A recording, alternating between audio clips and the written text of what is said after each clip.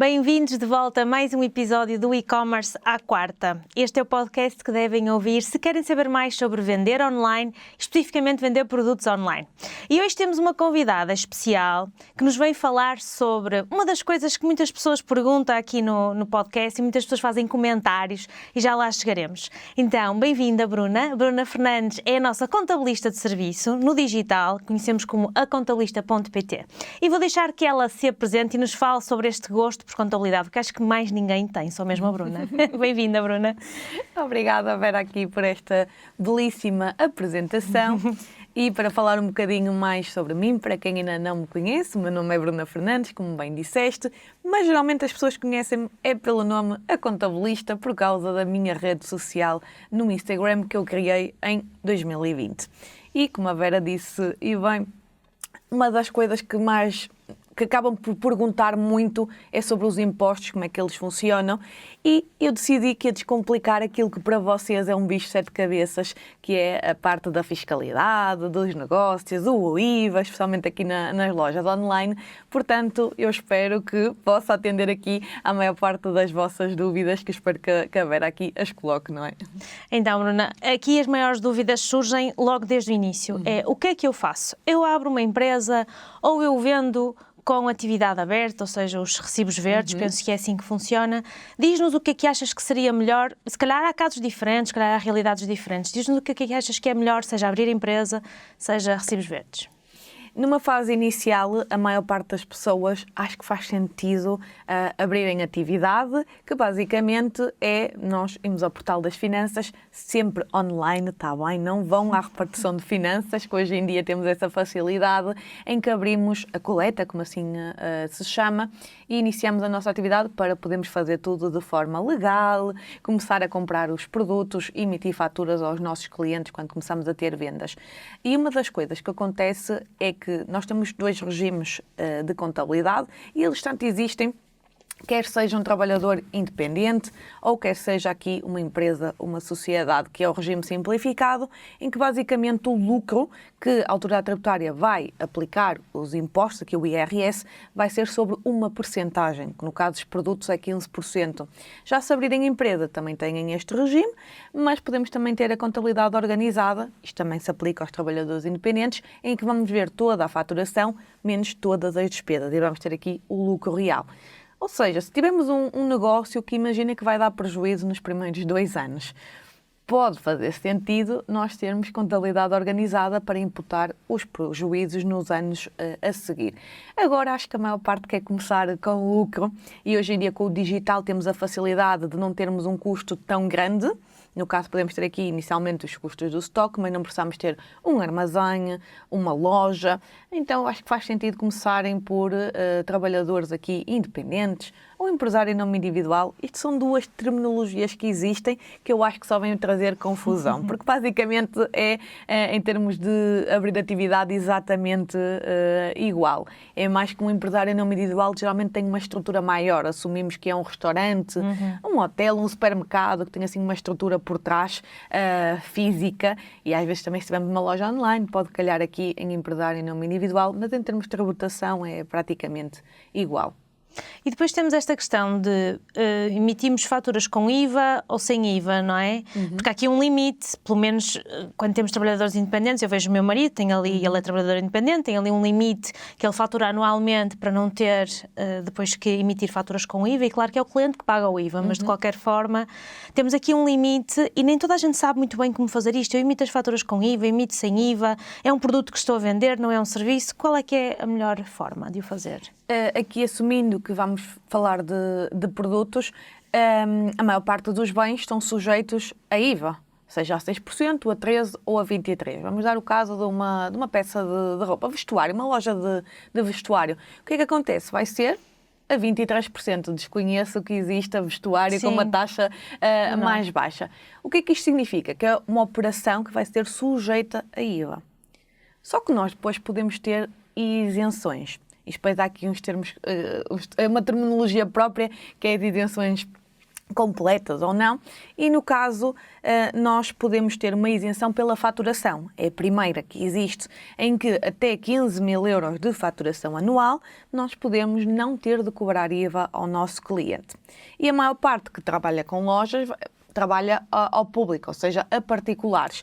Porque quando falamos, por exemplo, no serviço do teu marido, se calhar vai trabalhar maioritariamente com empresas, não sei o ramo. Não, Portanto, é arquiteto, trabalha até muito com cliente final. Com o cliente final, aí já tem a dor de o cliente final quer saber o valor final que vai pagar. Mas quando falamos com B2B, com negócios, com empresas, geralmente como podem deduzir o IVA, falamos sempre em o valor mais IVA. Então acaba por ser mais fácil de mostrar o nosso preço, aquilo que nós realmente vem para nós, é mais fácil de dizer. Porque ao cliente final ele não quer saber quanto é que tem de IVA, ele quer saber quanto é que vai sair do bolso. Então aí acabamos nós por sentir a dor que nós vamos receber este valor, mas vamos ter de entregar depois, mais tarde, ao Estado. Então é isso que é a dor nossa, porque somos nós que vamos fazer o pagamento. A maior parte dos impostos, a nossa dor é o pagamento, porque nós já sabemos que aquilo nem sequer é nosso. Claro. Nós sabemos que o IVA não é nosso, mas sentimos a dor porque não fomos habituados a esta questão de termos que ser nós a tratar dos nossos impostos.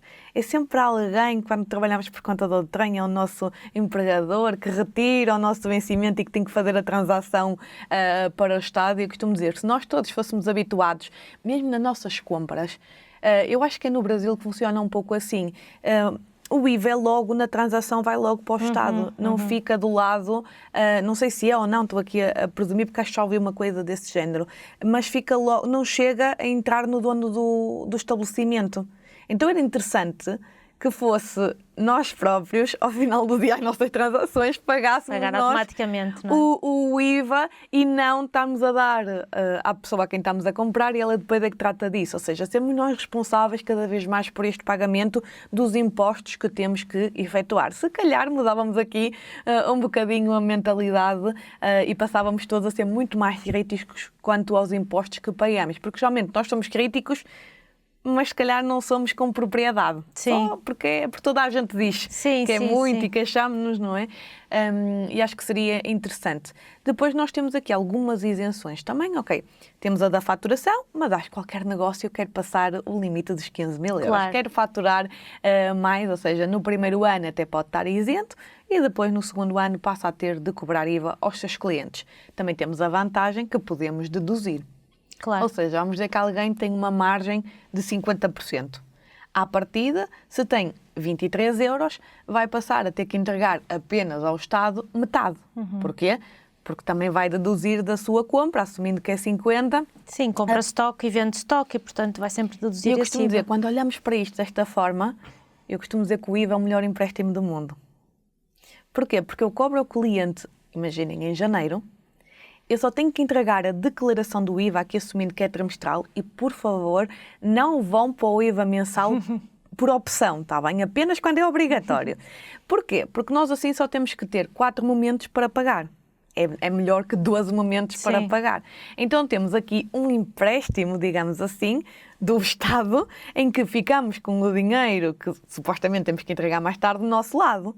E podemos tomar algumas decisões com esse dinheiro. E o que é que acontece? Só tínhamos de pagar em maio.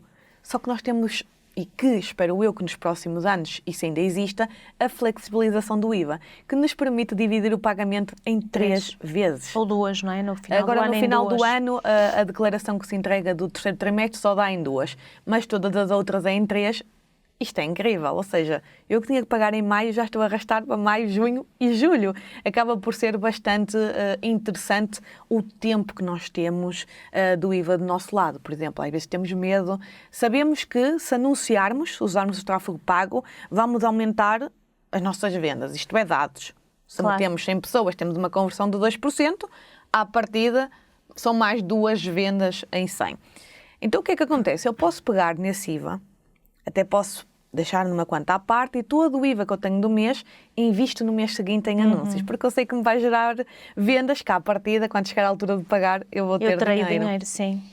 Isto claro que é para... Mas é preciso saber ser bom gestor, não é? Quem não sabe gerir, eu no início do negócio digo, não. Então se faz muito à aflição o IVA, coloquem numa conta à parte até para retirar da conta. É a melhor forma de começarmos a aprender a gerir. Ao fim dos anitos, que já começam a entender melhor, podem começar a usar estas estratégias. Porque muitas vezes vão à banca e aqui é um financiamento sem juros. Claro. Portanto, vai dar ao mesmo. É só tentarmos perceber realmente como é que isto dos impostos funciona. E para finalizar, nós temos aqui outra isenção interessante que é quando exportamos. Porquê que quando exportamos é aqui exportar para fora da União Europeia? Isto porque há duas terminologias. Na União Europeia nós falamos das transmissões intracomunitárias. Quando vendemos para fora da UE já é considerado uma exportação. E nesse caso, nas exportações, nós podemos não cobrar IVA. Quer seja empresa, quer seja particular, não temos de cobrar. Precisamos de ter os documentos oficiais que a mercadoria foi para fora. Claro. E porquê que há isenção? Porque nós queremos, olhando para isto aqui já é parte da economia, Portugal quer ter, isto chama-se a balança comercial, uma balança comercial positiva. Quer aumentar o que exporta face ao que importa. Então dá este benefício, digamos assim, em que não se tem de cobrar IVA nessas situações. Portanto, acaba por ser interessante às vezes apostarmos em países fora da União Europeia, porque acabamos por ter um bocadinho mais de margem, porque o nosso valor base é superior face ao que vendemos cá em Portugal ou na União Europeia. Claro. E depois temos ainda, temos o imposto do IVA, que estávamos aqui a falar, e depois temos o imposto sobre o lucro, que falavas há bocadinho, que era os 15%, não é? Não. Ok. Então, o que é que acontece? Falando aqui em IRS, vou assumir que a maior parte começa... O IRS ou o IRC, não é? Vou começar com o IRS. Como eu estava a dizer, no regime simplificado, geralmente 15% da nossa mercadoria é que vai ser considerado como lucro. Ou seja, eu vendi 100 mil euros, quanto é que vai ser considerado para efeitos de lucro, que vai ser tributado às taxas de IRS, vai ser 15 mil euros. Ou seja, desses 15 mil euros é que eu vou aplicar as taxas de IRS. Que muita gente acha que é muito complicado por causa dos escalões. Certo. Eu costumo brincar a dizer, ok, vamos olhar para isto como uma escada, em que temos 9 degraus. Obviamente que eu acho que nós queremos chegar lá ao 9º patamar, significa que estamos a ter maior rendimento. E o que é que acontece? Ao longo dessa escada, nós temos 9 taxas também, que estão divididos por escalões de rendimento. E muita gente olha, quem já olhou para as taxas de IRS, agora não sei de cor porque elas estão sempre a mudar todos os anos, o primeiro escalão, que vai até 7 mil e tal euros, é de 13%. Ou seja, se temos 15 mil euros, vamos ter parte desses 15 mil euros a 13%. O a seguir, acho que é 16,5% e vai até 9 mil. Ou seja, de 7 mil a 9 mil... Vamos pagar o resto. Vamos pagar uma taxa de 16,5%, mas sobe esse degrau. Depois vamos para o degrau a seguir, eu acho que é 15 mil, não sei, já não sei mesmo de cor, mas vamos subindo. Portanto, se tivermos 15 mil, eu acho que a taxa anda ali à volta dos 22%, mas só esse bocadinho que fica ali no último degrau é que é uma taxa de 22%. Então, para cerca de 15 mil, se não estou em erro, dá cerca de 2 mil euros de imposto. O que é que isto significa? Que em 100 mil de faturação, o nosso IRS foi 2 mil euros. Então já conseguimos fazer aqui uma percentagem do imposto. Porquê que isto é importante? Para vocês, quando estão a cobrar, a fazer os preços no vosso site, coloquem o montante já a prever que, ok, eu vou vender isto por 100, comprei a 40 euros. Lucro 60. Vou ter que aplicar aqui 2% de imposto, já vou baixar o lucro. E assim sabem realmente quanto é que estão a ganhar em cada produto vendido. Esse é um tema extremamente importante que eu acho que é onde falha mais, é nas margens. Eu acho que realmente nós não sabemos especificar, nós não sabemos escolher bem os produtos para vender e, portanto, além de termos o IVA que temos que aplicar, estás a dizer que devemos ter os 2% para sabermos exatamente qual é que vai ser a nossa margem de lucro e que outros valores devemos ter em consideração? Funcionários, escritório, luz, água, não é? Essas coisas todas. Eu acho que às vezes nós queremos complicar na precificação, porque depois vemos os gurus do YouTube e eu acho simples. vamos mesmo à conta de merceeiro. Claro que o Excel aqui é fundamental, porquê? Porque ele faz as contas mais rápido do que andamos nós com papeizinhos para trás e para a frente. Então eu começo sempre, e pode não ser a forma mais correta, ok? Eu acho que vamos pelo básico. Eu gosto de ensinar o básico e que assim já estão a fazer mais que a maioria e já começam a fazer as coisas bem. Ok, vamos olhar para a minha faturação. Eu quero faturar 100 mil euros ao ano. E vamos dizer, 100 mil mais IVA dá 123 mil euros que eu vou cobrar ao meu cliente. Então, automaticamente eu retiro o IVA, dá 100 mil. A partir daí, eu vou ver por percentagem quais vão ser as despesas que eu vou ter. Escritório, armazém, programa de faturação, custos de embalagem, anúncios, e começo a pôr isso por percentagem. Vou ao anual e começo a pôr, ok, então se eu tenho, a minha loja custa-me 6 mil euros ao ano, 6 mil sobre 100 mil, quanto é que dá? Percentagem. Depois, anúncios, quero gastar 10 mil euros de anúncios, 10 mil sobre 100 mil, 10%. E começo a fazer dessa forma, um quadrozinho, tenho aqui a percentagem que supostamente eu vou ter anual deste custo. Então, depois IRS, calcular, pode não ser 2%, depende da vossa faturação. Eu já pus o valor sem falar sequer nos benefícios de IRS, porque pode ser, até pode ser zero, dependendo das despesas, tenha muitos filhos, se não, aquilo depois varia. Então o que é que acontece? Ponho o IRS e falta aqui outro que é importante, que é a Segurança Social. Pois. A Segurança Social para quem vende produtos é de 20%, ou seja, 20% dos 100 mil, vamos fazer aqui ao ano, é o que é considerado como a base contributiva, ou seja, é a base sobre o qual nós vamos ter descontos. Vai ser o nosso salário para a Segurança Social, ou seja, em 100 mil, o vosso salário vai ser 20 mil, digamos assim.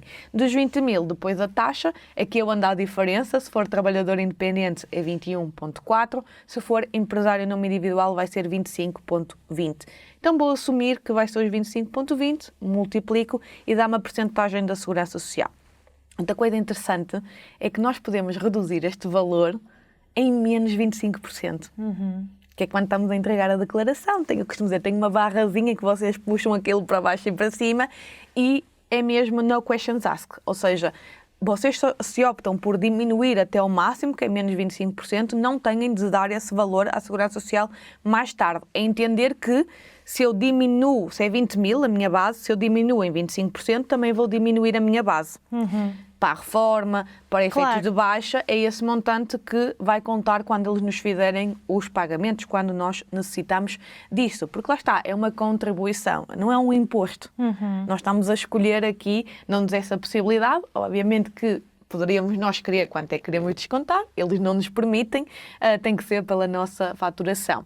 Ou se estiver no regime da contabilidade organizada, pelo lucro real que teve em determinado ano. Agora, falando aqui um pouco, se calhar, das empresas. A nível do IRC, se nós estivermos aqui numa zona sem ser fiscalmente mais favorável, tem vindo a reduzir a taxa. Portanto, para o próximo ano, vou já falar da taxa do próximo ano, vai ser 16% até 50 mil euros de faturação. Funciona um pouco como o IRS. Então, se eu tenho 100 mil euros de lucro, os primeiros 50 mil vai ser a 16%, os restantes vão ser a 20%, que é essa taxa normal. Se tivermos numa região do interior, já é 12,5%. Muita gente diz, ok, então eu posso abrir no interior que até tenho uma casa. Não funciona assim. O que está na lei é que têm que, pelo menos, a tomada de decisão, a direção efetiva, tem de ser no interior. Outra situação muito interessante é a Madeira.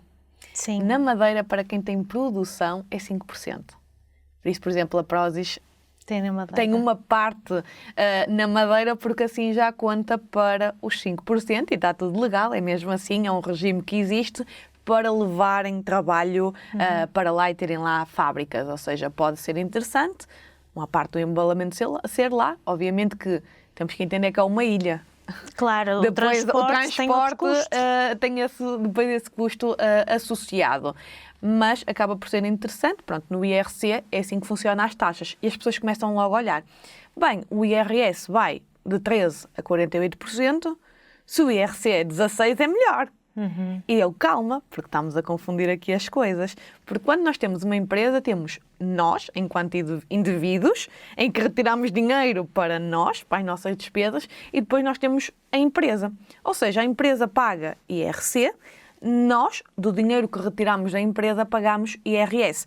É preciso pesar também este imposto quando estamos a comparar os dois regimes. Se abre como trabalhador por conta própria ou se abre uma empresa. Temos que comparar todos os impostos. Então aqui, quando somos empresa, IRC, IRS do dinheiro que nós temos como um salário, eu costumo dizer, mesmo quando somos trabalhadores independentes, aí vai ser tudo tributado porque o dinheiro vem todo para nós, não há esta distinção entre empresa e pessoa, somos só nós. O que é que acontece aqui? Nós temos na mesma que olhar como empresários. Eu costumo dizer, devemos na mesma ter uma conta bancária separada para o negócio. Sim. E todos os meses para a nossa conta pessoal definimos um salário. Certo. Mesmo que nós podemos tirar todo o dinheiro da conta da empresa, do negócio, mesmo como trabalhador independente. Só que eu digo, não faças isso. Define um salário, mesmo que tu num mês faturas 10 mil, não vais retirar, imagina que tem resultado de 8 mil, não vais retirar isso para a tua conta. Retiras apenas o salário que tu definiste para as tuas despesas.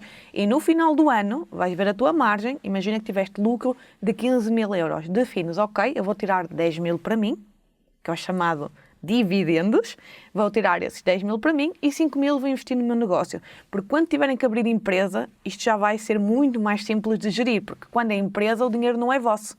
Certo. Eu costumo dizer, a minha empresa é muito rica e eu comparado, se calhar tenho não. Menos dinheiro. Tenho menos dinheiro. Porquê? Porque eu não quero ser tributada, eu não quero usar aquele dinheiro todo para mim. Eu quero que aquele dinheiro fique na empresa para eu fazer investimentos futuros. Então, o que é que acontece? Eu, na minha esfera pessoal, apenas sou tributada em IRS daquilo que eu necessito. E eu costumo dizer também é importante, eu tenho o meu salário, posso ser aqui, eu tenho um salário de 1.500 euros. Quando dou prémios à equipa, também me dou a mim. Porquê? Porque eu sou funcionária da minha empresa. Eu trabalho diariamente na minha empresa, então eu tenho um vencimento.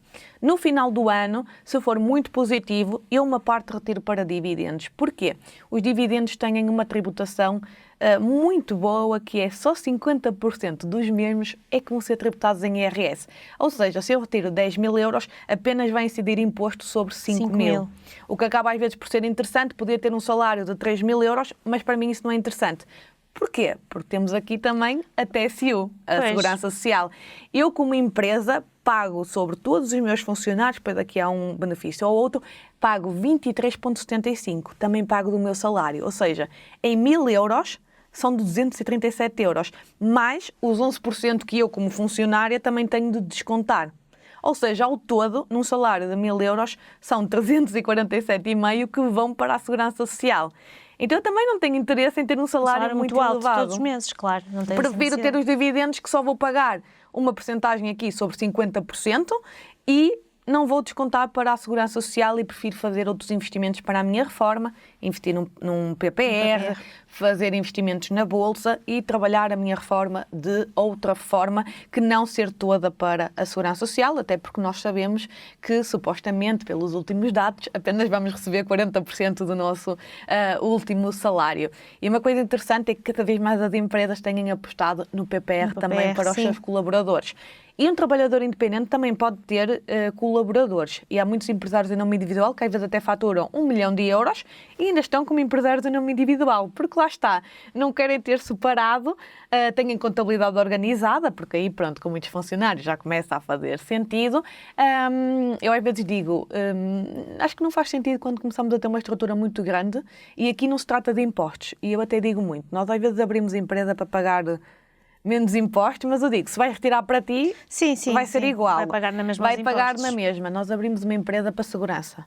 Porque há para separar as contas entre a empresa e o universo pessoal, não é? Isso é muito importante. Eu acho que aí é a maior vantagem. É a maior vantagem, se bem que depois depende. Depois às vezes os nossos sócios são os nossos maridos ou mulheres, os nossos sogros. Portanto, no final misturamos tudo na mesma, não é? Mas sim, eu percebo essa questão, essa vantagem de é separado. A empresa é uma coisa. Estamos separados dos nossos bens a título pessoal. Para finanças e segurança social é para esquecer que essas dívidas passam sempre para nós na mesma. Pois, pode, porque se fizeres um crédito bancário, és tu que dás o aval, o sócio-gerente tem as responsabilidades todas em nome da empresa. Eu percebo isso, mas ainda assim há aqui uma separação clara das águas, não é? Há bocadinho falavas desta questão das contas, eu posso dizer que eu uso 4 contas bancárias na TSE, porque assim tudo o que recebo numa conta divido logo para salários, para lucro, tenho a minha conta de lucro e tenho a minha conta de impostos. E aí garanto, e depois a conta corrente, e aí garanto que não tenho stress, não há mês que tenho stress, porque o dinheiro entra, ele vai sendo dividido, vai entrando em cada conta e eu sei logo à partida quanto é que vou pagar de salários, quanto é que vou pagar de impostos, seguros, porque também os seguros é algo que também é muito que é obrigatório e que é importante as pessoas terem em consideração também, não é? E neste acompanhamento que tu fazes às empresas, sejam empresário em nome individual, o que é que achas que falha mais em termos de literacia no mercado, em termos de conhecimento para quem cria uma empresa ou um negócio, saber, ok, não é só uma questão de impostos, é uma questão de gestão. O que é que está ainda a faltar do outro lado? Eu costumo dizer que eu às vezes odeio o cliente que me chega e me diz assim, pai, não gosto de lidar com isto, não quero saber, toma lá. Eu prefiro, e eu foco muito na formação, os meus melhores clientes são aqueles que vieram dos meus cursos. Porquê? Porque eles vieram instruídos. Pois. Eles sentiram a dor daquele trabalho e sabem às vezes a dificuldade que entendem. Ou seja, quando estão a trabalhar connosco, têm uma clareza muito maior daquilo que nós estamos a tentar explicar.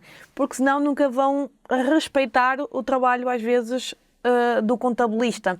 De entender que nós temos 2 nuances, que é tratar que tudo em termos fiscais está a ser bem feito e ao mesmo tempo que estamos a garantir e a tentar ajudar ao máximo em dados para o seu negócio. E às vezes falha. Às vezes nós não conseguimos. Porquê? Porque eu costumo dizer que os contabilistas são os piores gestores do seu próprio negócio.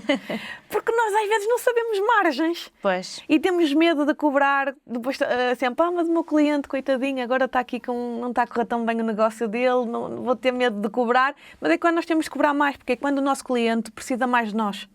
Pois, precisa de acompanhamento. É quando ele vai precisar que nós realmente estamos ali às vezes 1 a 2 vezes no mês com ele a dizer, olha aqui, o que é que está a acontecer? Tu estás a perder dinheiro, tu tens que olhar para isto, tu tens que sentar e olhar para estes números para realmente perceber onde é que estás a gastar demasiado dinheiro e porque é que não estás a vender mais. E às vezes também temos de entrar, nós não ajudamos tanto na parte comercial, eu gosto muito porque também tenho negócio, mas às vezes não é onde nós nos vamos focar. Nós queremos é focar, olha, tu tens isto, tens estas despesas, tens que olhar direitinho porque tu estás a ter 1%. No instante, se tens uma despesa que te estraga a margem, vai estar negativa. Parece, claro. E é mostrar, olha, tu estás a gastar dinheiro nisto. Eu já cheguei ao ponto de... eu agora criamos um Excel e estamos a lançar tudo na contabilidade por categorias de despesa. Ou seja, eu não coloco tudo em FSE, ou seja, em trabalho especializado. Não fica, porque depois tudo, e a pessoa diz, como é que eu tenho 50.000 euros em trabalho especializado? O que é isso? Claro. Então tem literalmente a categoria em que dividimos por cada prestador de serviço, cada entidade, a pessoa consegue ver que no CTT gastou isto, em comissões do Stripe isto, comissões do Colar, tudo por cada... Porque às vezes nas comissões até dos pagamentos que a pessoa, isto é 1%, é 2%. Nos transportes também, nos transportes, em que a pessoa não está a olhar, porque aquilo é global, vem a fatura, não vê o total de tudo acumulado e às vezes só está a fazer margem com o produto e com aqueles custos maiores e esquece deste 1%, não é? Dos variáveis, dos variáveis em cada venda que faz. E às vezes está ali a comer... a margem do negócio todo, porque a pessoa nem olhava para aquilo. Comissões que têm por estarem em determinadas plataformas. Então nós começámos a dividir tudo e hoje em dia com o digital há sempre uma AI para tudo e às vezes subscrevemos programas e de repente a pessoa tinha uma plataforma de email marketing que já não usava. Pois. Mas estava a pagar até agosto. Pois. E quando parou a olhar para as contas... porque eu só consegui pôr o fecheiro em agosto e avisei, olha, nós estamos aqui com alguma dificuldade, mas nós queremos ter isso tudo direitinho, mudámos de programa, porque queríamos mesmo trabalhar junto do cliente e lá está, temos as boas práticas de como fazer um bom serviço de contabilidade. E eu sinto as dores, eu estou muito com empresários em mentorias, em eventos, e eu estou a ouvir, eu estou a captar o que é que eles procuram no serviço de contabilidade. E a pessoa disse, eu pensei que eu já tinha cancelado isso, eu não, está aqui a sair todos os meses. Era 13 euros, mas 13 euros todos os meses é ali dinheiro que podia ter comprado outra coisa melhor. Isso aconteceu-me com um crédito bancário, que eu paguei o crédito, finalizei o crédito, depois tinha um seguro associado, temos seguros de vida associados. e andei aqui 3 ou 4 meses que não tratei isso com o banco deveria-me ter enviado uma carta a dizer que já estava resolvido o assunto e não me enviou, e eu paguei mais 3 ou 4 meses de seguro, e o seguro agora que cancelei não me vai devolver o dinheiro para trás, porque nunca recebeu a carta do banco. Então nós temos de estar mesmo muito atentos, não é? Temos de estar muito preparados, porque às vezes até cancelamos uma coisa, mas temos outros serviços associados àquela coisa. E hoje em dia com as plataformas, não é? Se nós usarmos, sei lá, um ClickFunnels, a seguir vamos ter que ter um sítio para alojar os vídeos. E depois temos de ter o e-mail, e depois temos os métodos de pagamento, e tudo isso come-nos a margem. Sim. Embora nos produtos digitais nós temos mais margem, não é? Sim, nos produtos digitais é algo fantástico, e claramente temos muito mais do que tem quem vende produto físico, depende, claro, da precificação do produto físico, mas também temos aqui outros desafios, não é? Com estas plataformas, com estas faturas que caem todos os meses, também temos aqui algumas regras que temos que cumprir, não é? Especialmente aqui quando é entidades estrangeiras, e também é uma dor muito grande que eu tenho com os clientes, porque eles dizem: é tão chato eu ter que ir a cada plataforma tirar os documentos, e realmente é assim, ou nos dá acesso a todas essas plataformas, mas aí é o que eu digo. Eu neste momento estou a desenvolver, eu já faço muita separação de serviços, para entenderem. É preciso entender que uma coisa é contabilidade, outra coisa é o processamento salarial, outra coisa é a parte administrativa. Eu digo, nós fazemos tudo. O contabilista é um profissional que tem muitas valências. Às vezes dizem, a profissão de contabilista vai acabar, e a minha empresa está preparada para outro negócio qualquer. Porquê? Porque eu tenho analista de dados. Se não for contabilidade, é outra coisa qualquer. Eu tenho pessoas ali, a nível administrativo, para trabalhar noutra área que seja necessário. Se não for na contabilidade, vamos só fazer formação, então, procurar informação, explicar como é que se faz, porque é isso que nós estamos a lidar com muita parte burocrática. Nós estamos habituados a ligar para as entidades e a ter que eles depois usam aqueles termos, são complicados, a estar ali horas às vezes à espera de que uma chamada seja atendida. Nós estamos habituados a isso.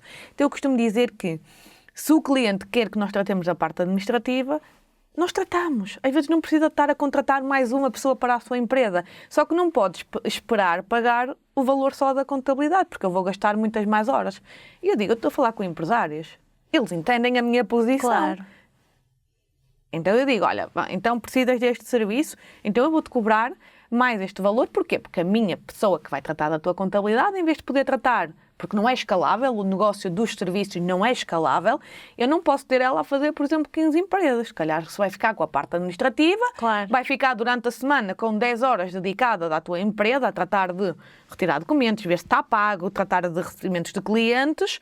Então também podemos pagar, se nos der acesso à conta bancária, metemos o pagamento dos impostos, nós podemos tratar dessas partes. Só que vou ter de cobrar um valor só para esse tipo de serviço, que às vezes até pode ser mais elevado que a parte da contabilidade, claro, dado o número de horas que até vou gastar. Está tudo certo, só que ela não vai fazer 15, se calhar só faz 5 clientes. Claro, sim. Sim, é muito burocrático. Temos aqueles documentos que precisamos para finanças, porque não é só faturas. Não é só faturas. As pessoas acham, isto é só faturas, fica resolvido. resolvido. Se for uma entidade estrangeira, é o RFI 21, pedir o comprovativo de residência daquela entidade, que é super difícil cumprir esta obrigação. É. Eu digo, a maior parte. Não cumpre. Se existir uma fiscalização, por mais que eu queira, por exemplo, se eu não tiver esses documentos, isto é muito mau. Imaginem, o Facebook não dá o RFI 21. Vocês sabiam que nesses anúncios vocês têm de pagar 25% ao Estado? Pois. Porquê? Porque é um valor, porque não conseguimos ter uma prova que eles estão sediados e a operar lá na Irlanda. Então o que é que acontece? Pelas regras da Convenção, quando nós colocamos pagamentos à disposição desse tipo de entidades, porque aqui é o serviço da forma que entra aqui nessa regra, eu tenho de pagar 25% em termos de quê? De retenção na fonte. O que é que significa? Se eu tenho que pagar 100 euros de anúncio, em vez de eu pagar os 100, pagava 75 e 25 retia. E eles depois é que tinham que tratar da parte dos impostos no seu país. Agora eu pergunto, isto é lógico para uma entidade como a Facebook? Não, porque eles recebem logo e é débito direto. E é débito direto. Eu nem sequer consigo dizer, olha, tu tens que mandar estes pagamentos porque senão eu só te vou pagar 75. Eu não consigo. Então, por eu não ter esse documento, vou imputar o custo que não é suposto, porque aquele imposto é sobre os rendimentos do Facebook, é retirado aos rendimentos que ele ia receber. Claro. Faz sentido eu obrigar o meu cliente a pagar esses 25%? Supostamente não. Algumas entidades têm o documento e disponibilizam o documento, mas a maior parte não. E a maior parte estamos a falar de até ferramentas digitais, não é? Não é só publicidade, tudo, não é é ferramentas muito difícil. digitais, qualquer plataforma de email marketing que a gente use, qualquer ChatGPT que a gente agora usa todos a subscrição, não é? Nenhum deles nos dá esses documentos, não é? Portanto, e hoje em dia, isso é, especialmente neste negócio do digital, e na maior parte é uma grande fatia de custos que eu ia estar a imputar 25% ali à pessoa que supostamente não tem de ter aquele custo, aquele pagamento. Portanto, não faz sentido e eu aviso o cliente a dizer, olha, se tiveres uma fiscalização, eu estou a tentar proteger-te de não teres esse pagamento. Deixa este aviso, faz-te um e-mail a pedir, porque ao menos temos um pedido à entidade, é que não nos submeteu, portanto não faz sentido eu ter este encargo se eu não vou conseguir retirar ao pagamento. Portanto, quando nós vamos trabalhar quando é trabalhadores independentes estrangeiros, seja brasileiros, seja americanos, muito com a Upwork, peçam logo esses documentos. Porquê? Porque vocês aí têm o poder de só pagar quando recebem os documentos solicitados. Então aí é a melhor altura, porque aí nós temos esse poder do nosso lado. Agora, quando é entidades, não conseguimos, porque se queremos usar, nós temos que pagar logo desde o momento da utilização. Algumas entendem, por exemplo, compramos hoje muito curso no Hotmart. Basta pedir, eu peço ao meu gestor de conta. Sim. De cada cliente que me pediu o documento, eles emitem direitinho o RFI 21 para quem tem empresas. Basta solicitarem ao produtor digital que ele consegue pedir o documento diretamente ao Hotmart e ficam com tudo direitinho. Mas há muitas outras que nós não conseguimos. E há aqui mais um tema, que é o tema falamos do IVA há bocadinho e acho que queria recuperar o tema do IVA, mas o IVA na Europa. Porque também temos aqui, não é, vários IVAs diferentes e é uma pergunta que me fazem muitas vezes. Como é que eu faço esta gestão do IVA aqui na Europa? Como é que eu cobro? Eu cobro 21, eu cobro 18, eu cobro 23? Como é que isto funciona? Ainda bem que faz esta pergunta, que é um bocado já é tão longa que eu não quero monopolizar aqui a conversa, quero que a Vera faça aqui outra pergunta. Mas realmente na União Europeia nós temos aqui dois regimes, que basicamente, se eu estou no regime da isenção do artigo 53, uso na mesma essa descrição na fatura. Artigo 53, não vai existir sequer IVA. Quando nós falamos de particulares na União Europeia, quando nós ultrapassamos 10 mil euros de faturação para qualquer país da União Europeia, vamos excluir aqui Portugal, não é? Nós temos que obrigatoriamente fazer uma das duas coisas, que é ou restar no balcão único, que existe desde 2021, ou fazer o registro em termos de IVA no país, em cada país para onde estamos a vender e que ultrapassamos os 10 mil euros. Ou seja, em termos burocráticos, isto foi assim durante muitos anos, fazer este registro era complexo, tínhamos que contratar uma pessoa da parte de fiscalidade e finanças, de um contabilista daquele país, e depois tínhamos que emitir faturas, ter um programa de faturação lá e emitir as faturas. Sim, temos um domicílio fiscal, pelo menos. Exatamente. Então o que é que acontece? Com o balcão único isso deixou de acontecer, nós conseguimos registrar num único sítio, totalmente online, não temos de ter aqui um intermediário em que passamos a colocar lá as vendas que nós fazemos para esses países. E qual é a vantagem? Em Portugal é 23%, isto aqui é vantagem porque é obrigatório, mas eu já vou para a parte positiva.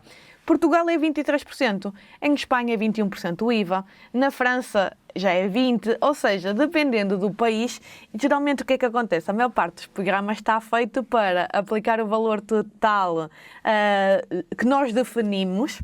Os 23, por exemplo? Não, mas por exemplo, eu defino que este valor, às vezes não pomos o base. Sim. Pomos o valor final, ou seja, final. Vai ser 30 euros e depois é que retiras os impostos. É assim que está feito. Supostamente a ideia do balcão único não era ser essa, só que é assim que está montado os programas e como eles estão a operar. Então eu meto 30 e o valor base é que vai ser diferente conforme a taxa do IVA. O meu cliente vai sempre pagar 30. Vai sempre pagar 30. Depois eu vou ficar com mais 1 ou 2% do meu lado.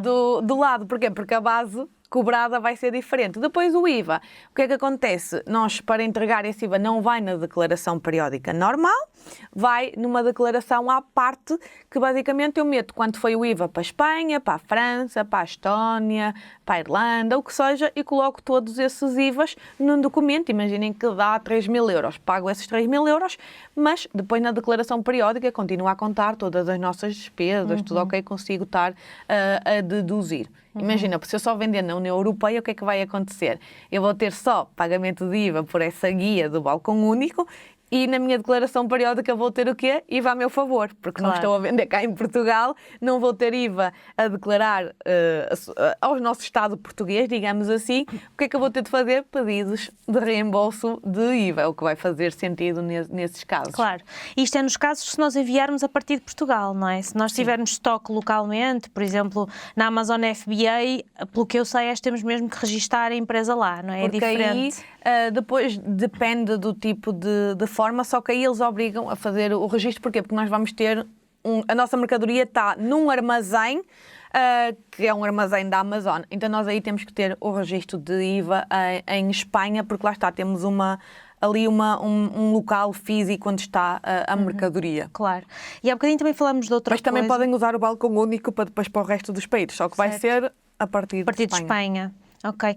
E há uma pergunta que eu te queria fazer, porque é uma questão que às vezes me colocam, ainda vale a pena abrirmos atividade em Portugal? Ou abrir empresa em Portugal? Ou vale mais a pena abrir noutras partes do mundo em que os impostos são diferentes? Eu sei que o teu suporte é em Portugal e aqui tu conheces a lei, mas achas que faz sentido um português abrir noutro sítio só por uma questão de impostos? Se mora cá?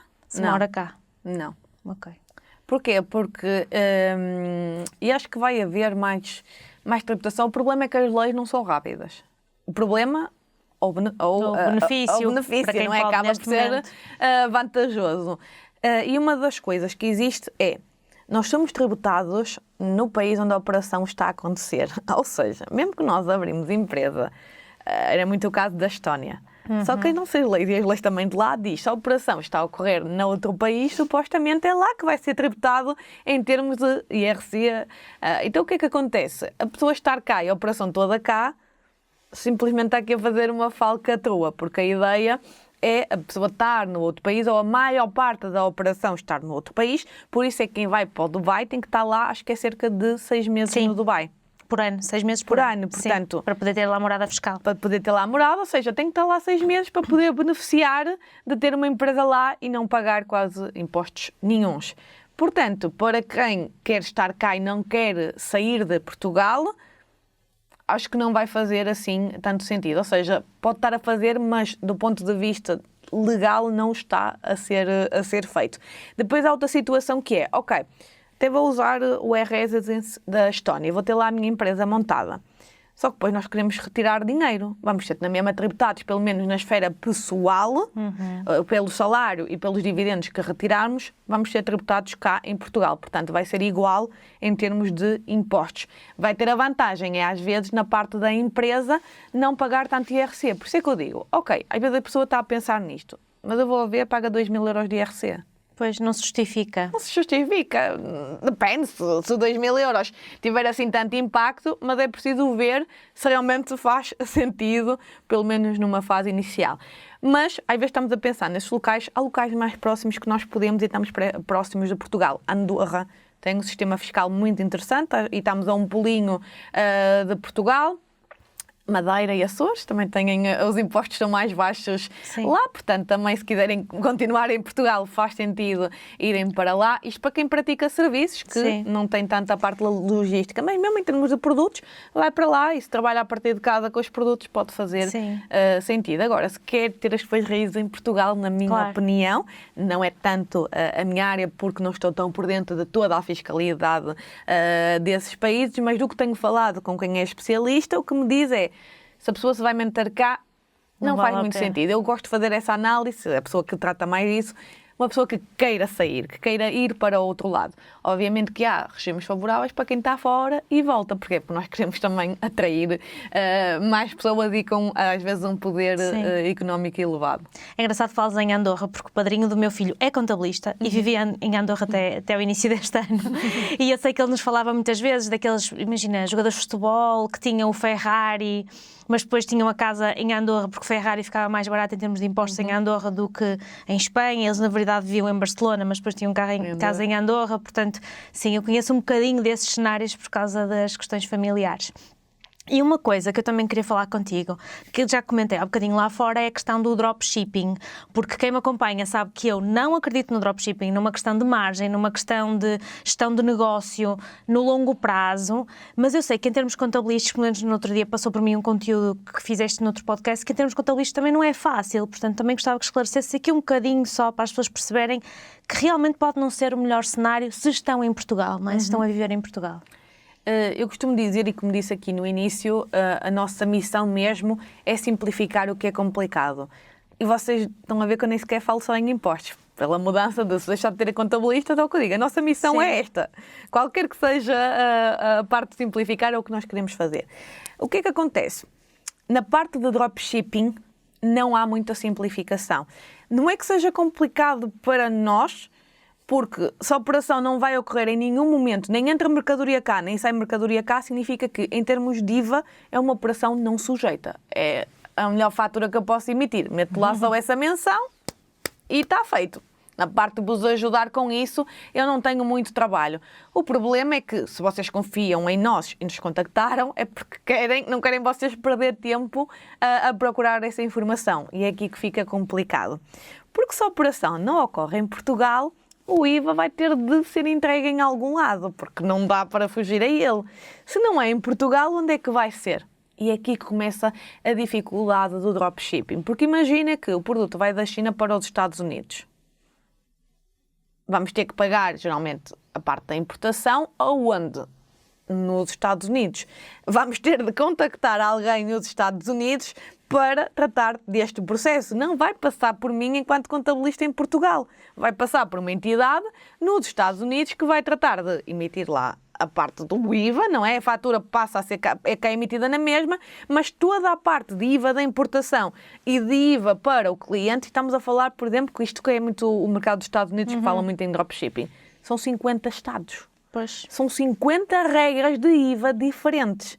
Por isso é que eu digo, Portugal, que às vezes falam muito mal, é incrível a nível de impostos. Eu não sei se vocês já viram séries, como é que é a parte do IRS lá. Sim, é super nos complicado. Estados Unidos, aquilo é tudo papel, eles não têm uma plataforma às vezes digital como nós temos cá, que é tudo online. Nós não precisamos de ir com papéis aos montes e dizer quanto é que tivemos de rendimento. Portanto, é um processo bastante complicado, que eu não estou tão por dentro, e se calhar por isso é que também acho tão complicado, então eu prefiro não fazer. Mas a maior parte de quem vai para o dropshipping vai muito iludido. Há grandes nomes do dropshipping e que fazem muito dinheiro, mas a maior parte nem sequer está cá sediada em Portugal. Está no Dubai, está noutros países, então a fiscalidade lá vai ser mais fácil de tratar.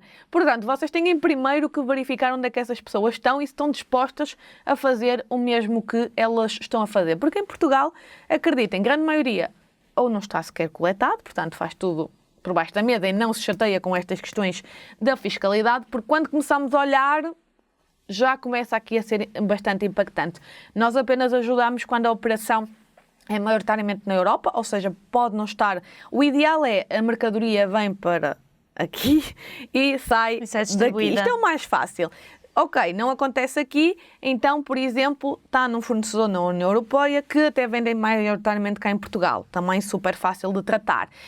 Outra situação é estar na Europa, vai para a Europa, também com o balcão único é relativamente fácil de tratar. Ou então, quando importam da China e vendem aqui na União Europeia, também conseguimos ajudar. Estamos mais ou menos... Já conseguimos simplificar o processo e dar as diretrizes de como é que têm que proceder a nível da faturação. Agora, quando é para o mundo todo, não conseguimos simplificar.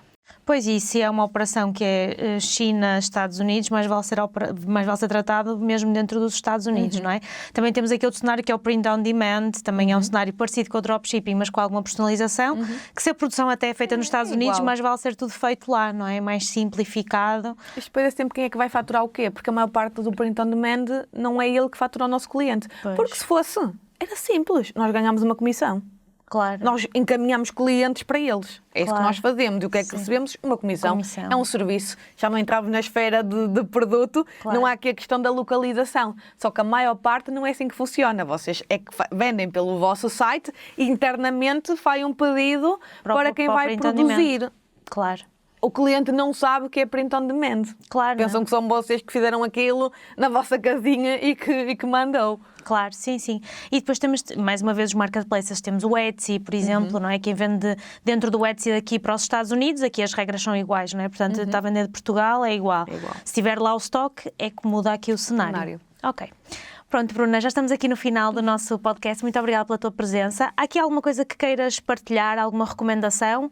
Ou então, como é que as pessoas te podem te seguir também nas redes sociais? Aqui a recomendação é que não olhem tanto às vezes para o negócio dos outros, porque nós não sabemos a vida por trás deles, e comecem a olhar, ou seja, quando pensam em impostos, não olhem com dor e comecem a entender que vai ser uma parte essencial.